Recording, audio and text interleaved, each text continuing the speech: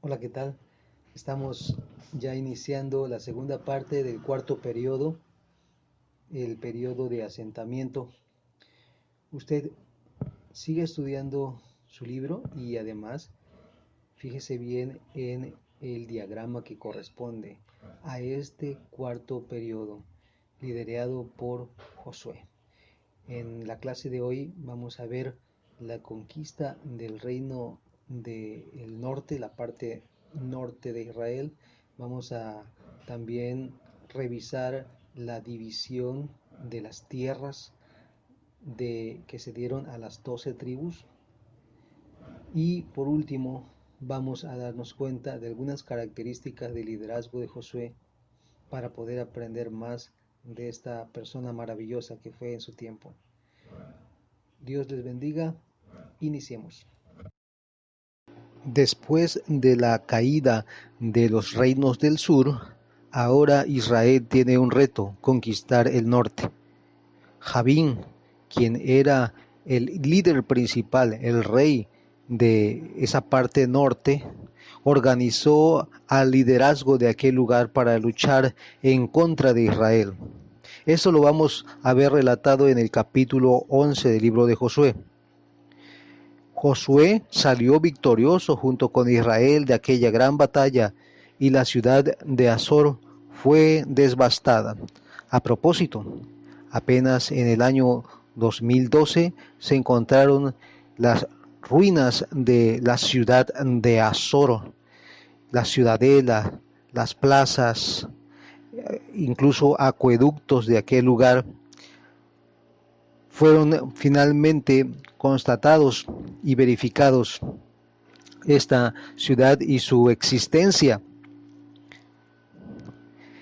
A pesar de que las campañas militares fueron exitosas, Josué e Israel fallaron en la toma de dos lugares muy importantes, la región filistea y la región jesurea.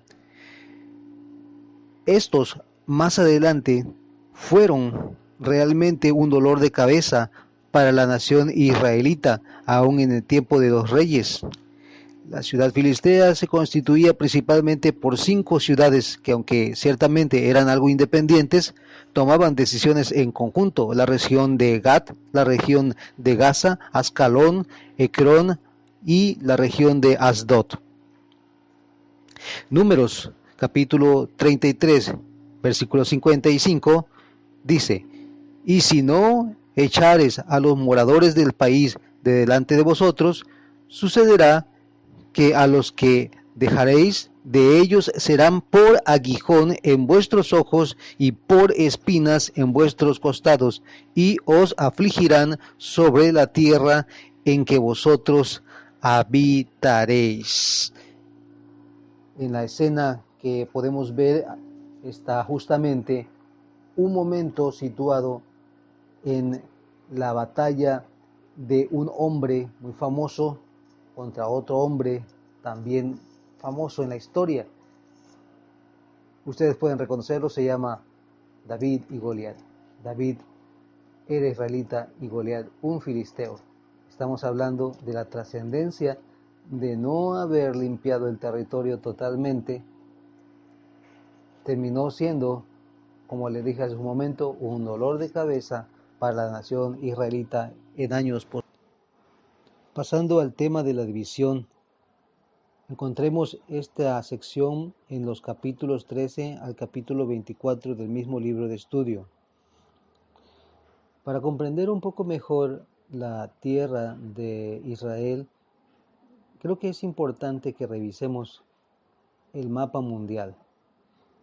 Observe usted el globo terráqueo, dése cuenta de la amplitud de los continentes, del continente americano, del continente europeo, del asiático, del africano, principalmente. Vea usted también dónde está el continente australiano. Ahora, ubique a la región de Israel. Trate de ubicarla. Fíjese el mar Mediterráneo, ¿dónde se encuentra? El mar Egeo. Ubique las regiones del Mar Negro, ubique la región de Arabia, ubique la región de Egipto. Dese cuenta de esta posición, vea este mapa también de las posiciones del Medio Oriente, y así poco a poco vamos a identificar la posición de Israel, el área geográfica que ocupaba en aquellos tiempos. Estamos tratando el tema de la división de las tierras de las 12 tribus. Josué fue el encargado de hacer esta división. A algunos les tocó mayor cantidad de tierra que a otros. Haciendo un apunte importante, a la tribu de Leví no se le asignó un territorio como a las demás tribus. A ellos se les dieron a habitar 48 ciudades. Estas ciudades eran un cuadrado y en cada uno de sus lados tenían 900 metros de distancia.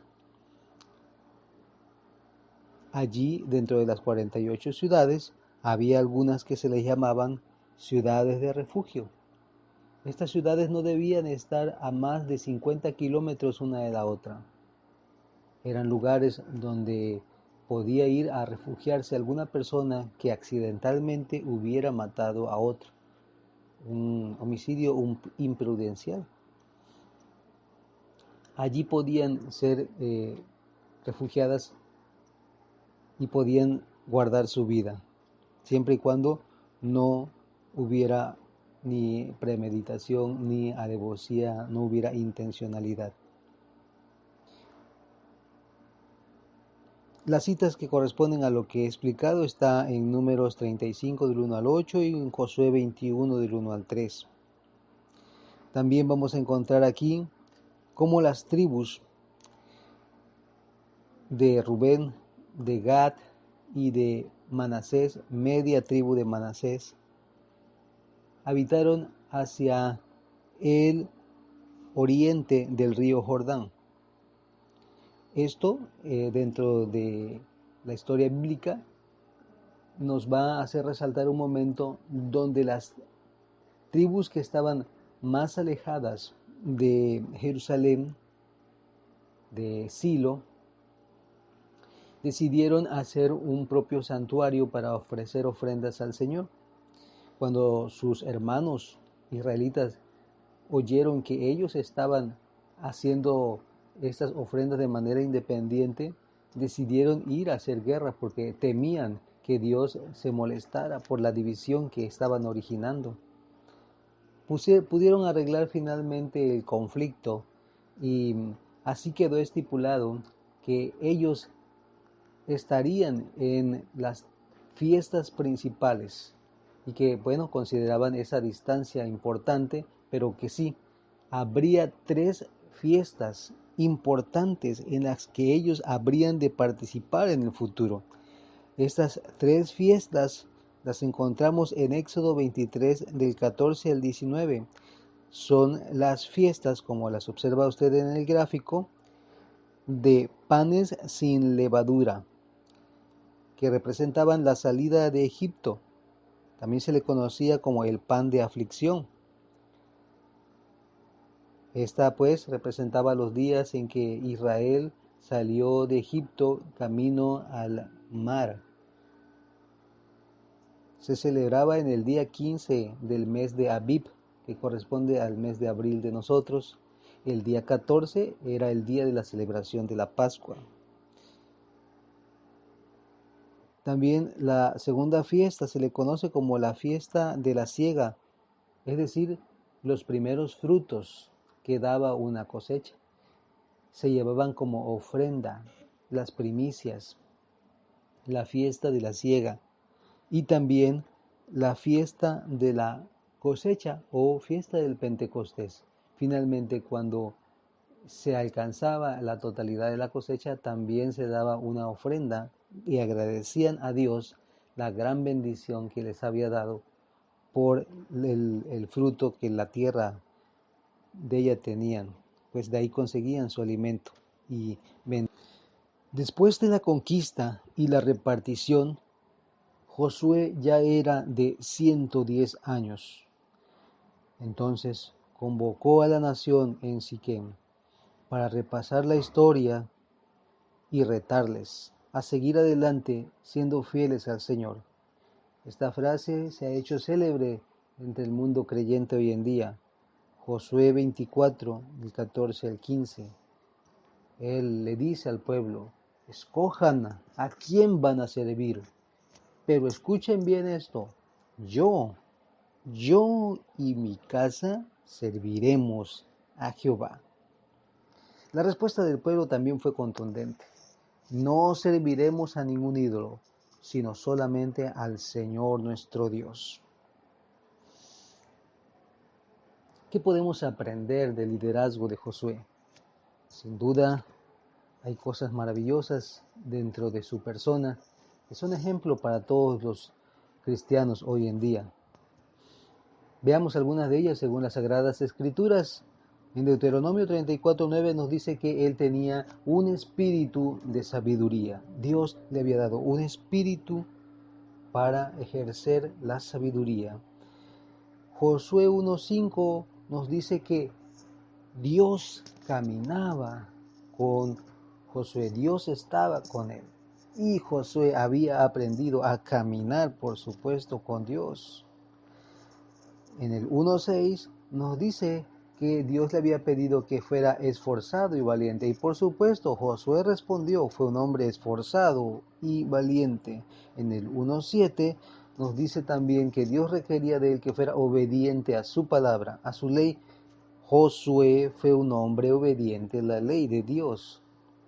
En Números capítulo 14, versos 6 al 8, nos dice que él fue un hombre que confió con todo su corazón en Dios. En Josué 5 del 13 al 15 lo encontramos en una posición reverente delante del Señor, temeroso delante de Dios. En Josué 11:15 lo vemos como un hombre fiel a la palabra de Jehová. Y en Josué 24:15 lo vemos decidido a servir a Dios junto con su familia. Gracias a Dios por este tiempo donde hemos podido aprender la etapa número 4, el periodo número 4, que se llama asentamiento. Repase el símbolo cuidadosamente, recuerde, la J al principio de nuestro símbolo representa a Josué en su liderazgo. La punta de flecha representa el primer obstáculo que Dios le dio a vencer, el paso del río Jordán. El rectángulo representa el territorio de Israel. La letra C es la inicial de conquista. Recuerde, conquista de Jericó, conquista del sur y luego la conquista del norte. Y finalmente la división de las tierras a las 12 tribus de Israel. Repase, vea dónde quedaron localizadas cada una de esas 12 tribus. Será un material indispensable para que más adelante podamos comprender las historias bíblicas y las enseñanzas del Nuevo Testamento. Por lo pronto, hasta aquí llegamos. Estudie mucho. Que Dios les